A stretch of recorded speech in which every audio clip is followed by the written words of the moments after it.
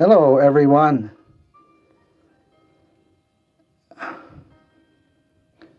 All you Woodsong friends, unseen, come with me and we'll step outside just a minute.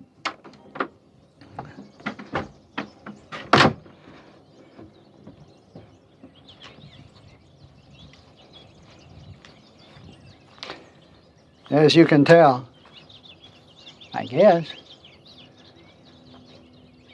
if the recorder is picking up all the bird sounds, that it's spring here in Alabama. Spring has sprung. And while it's 11 o'clock in the morning, when most of the birds have gotten quiet for the day, as you can see here at Woodsong, for some reason, they sing all the time. I guess that's why I'm here, because it's a happy place, and a happy place to be. I am always amazed, no matter where I put Sam is my car, and no matter where I put Sally, that's Rachel's car, that the birds are very kind to Rachel's car. Now that ought to tell you something. Well, you also hear the March winds.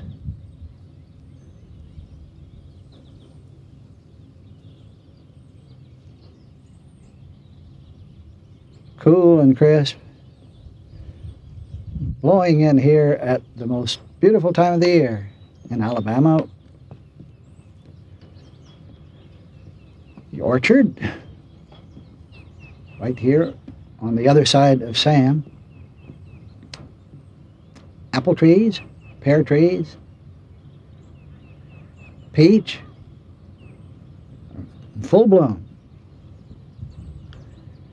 The red buds started blooming day before yesterday, which means that the azaleas will be in bloom and at their height in about a week. And following that by another week, the dogwood will lace the woodland like a bridal veil.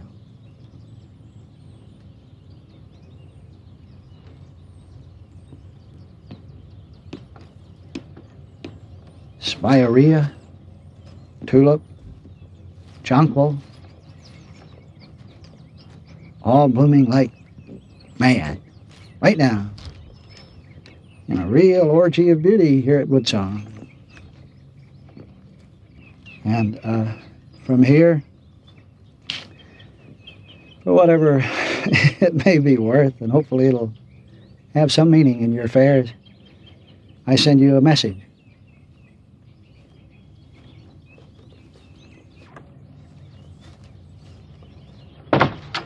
Come back inside. Now we're inside and we'll get down to business. But let me make a point, if I may. While we were outside, listening to the birds and enjoying the beauty that is everywhere apparent, we were down to business. That is being down to business. And now that we are here inside Woodsong, about to talk about it, we're not half so much down to business as before. Yet, even that isn't quite the truth. One is down to business at all times, no matter what he's doing. If he's positively down to business, it may very well appear as happy, harmonious events taking place. But if one is negatively down to business, doing those things that are clearly incorrect or not helpful to his world, he is certain soon to know it.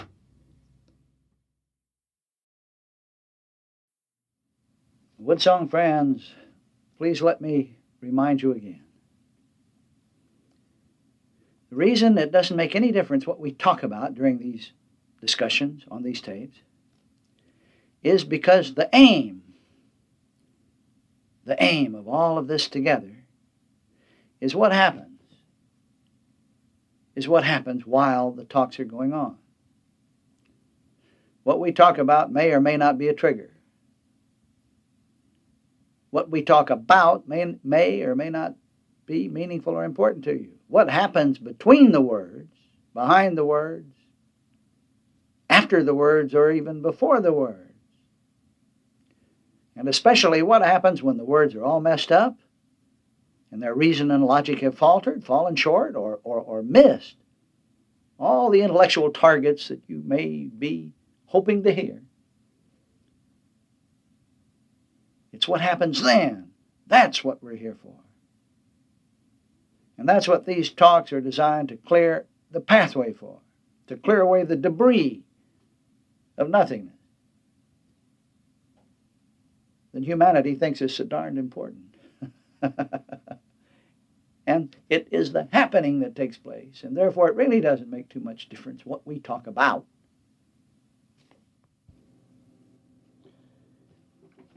Here, perhaps, is another way of saying the same thing. Just swap microphones. Maybe this will be better. Here's another way of saying what I just said. Contrary to common sense, or contrary to the normal human determination, the very best lectures and talks and seminars and tapes, the very best ones, when they're listened to once, can be remembered hardly at all. That is, the detail cannot be remembered. The intellect has heard very little to lay its hands onto and to file away. But the heart has heard much. When the perfect lecture is done someday, when the seminal idea is presented in words, if indeed it is to be made in words, all of the material it includes, every bit of it, will have scooted past the intellect and will have lodged within the listener precisely where it came from, within the apparent speaker. The perfect lecture, the perfect tape, will not be about trivialities, but it'll be about the basic essences of absolute simplicities. And these simplicities lie beyond intellectualism's limit. Yet these absolute simplicities can be articulated. They can. I have learned in part how to do it. Well, so much for that. So many times people have attended this work, and they come up to say when it's all over, they say, I don't remember a thing you've said, but I know it was the truth. Now, how many times people come to tell me about this wonderful event or that one that has just happened in the midst of their attendance, but they can't recall what it was that was said that allowed it to happen.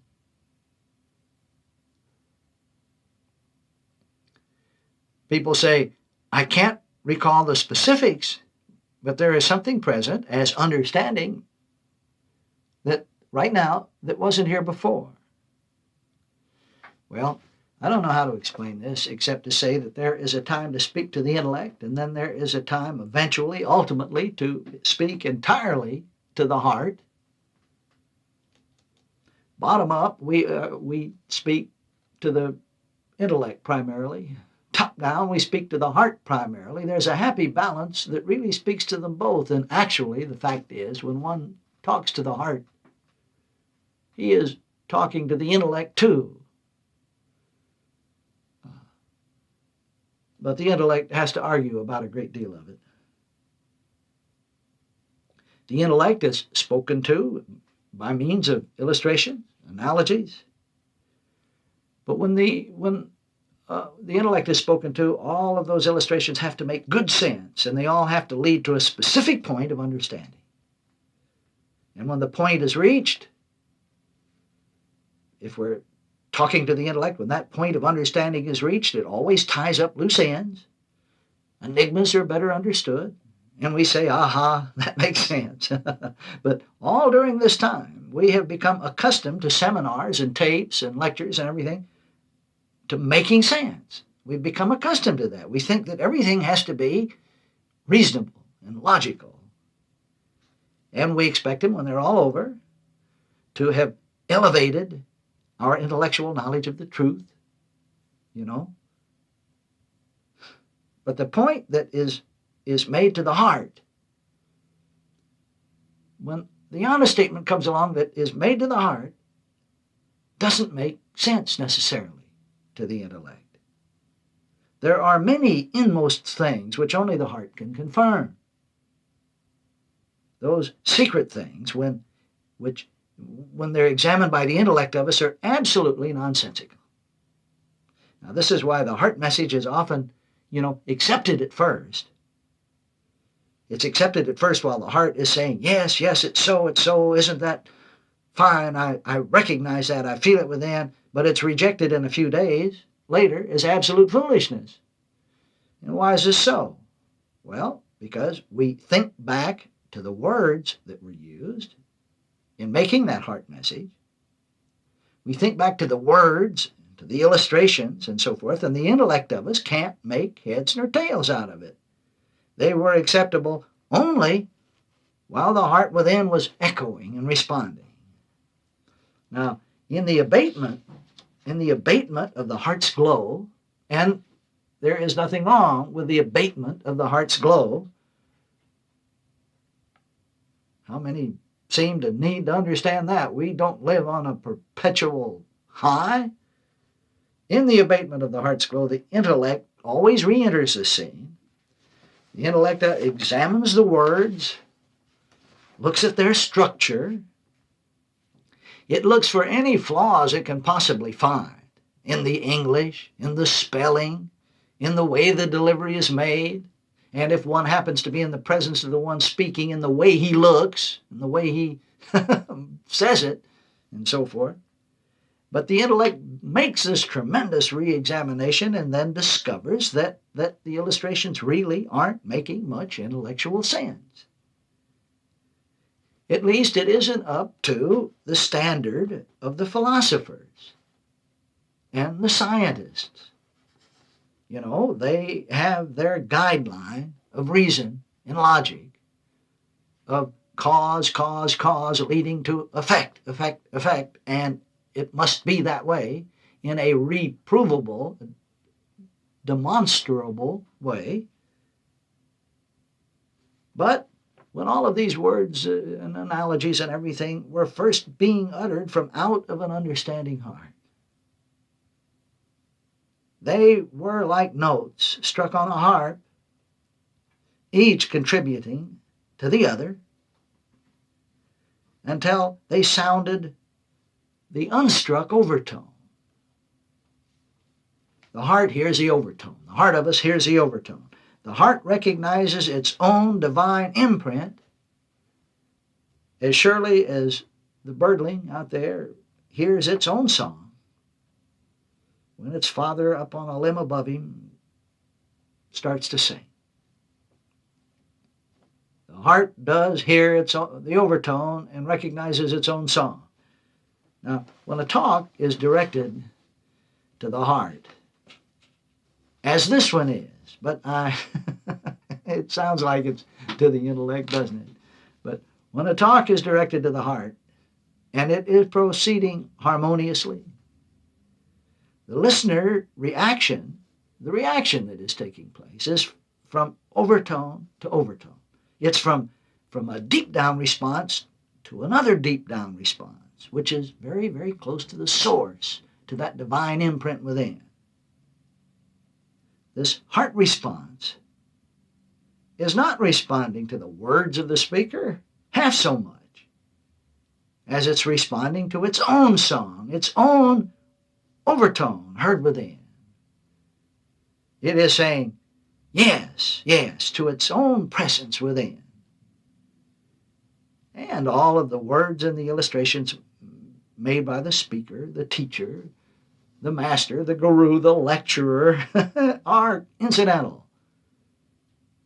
They may be remembered or they may not be remembered. And usually they're remembered only a little bit. Well, when I've finished a session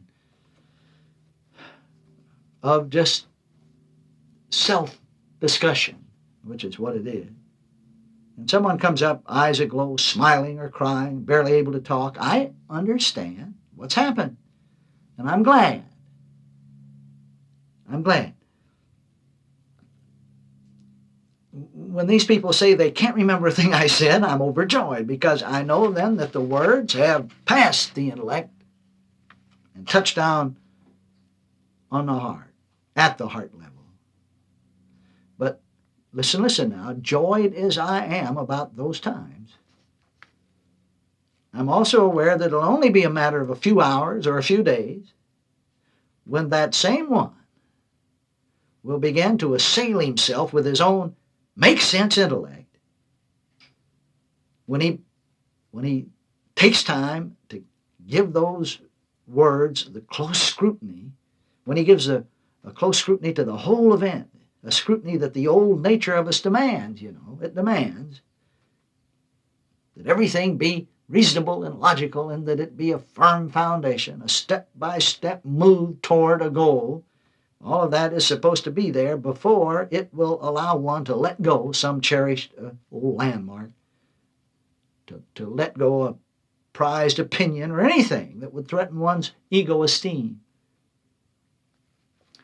Well, listeners, my messages are not intended to instruct the intellect, though they do.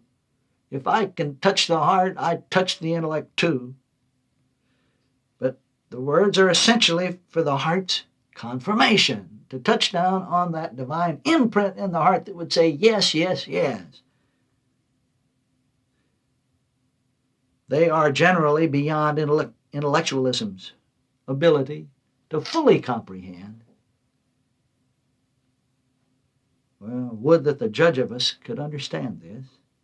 Mankind has grown to expect every meaningful statement coming from its institutions, coming from its professors, from its philosophers, from its scientists,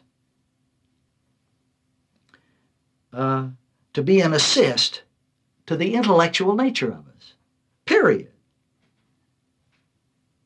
And what bombast humanity will lower on anything that makes simple statements of that deep inner sphere within, which exists as far beyond intellectualism's reason and logic as the sun hovers above its many reflections in the river.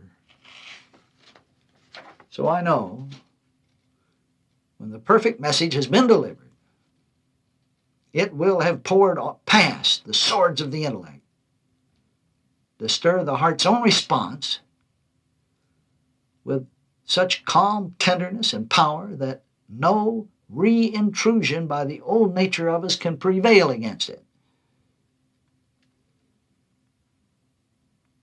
It was Jesus' knowledge that one would re-examine all of the words and that they would come up again and again and again to be knocked down by the intellect, that he said, all these things that I say you shall hear again. Well, someday they'll be said so that the intellect will not fight to put them down. And I long very much to say it so perfectly that it will be heard by everyone who should happen to hear.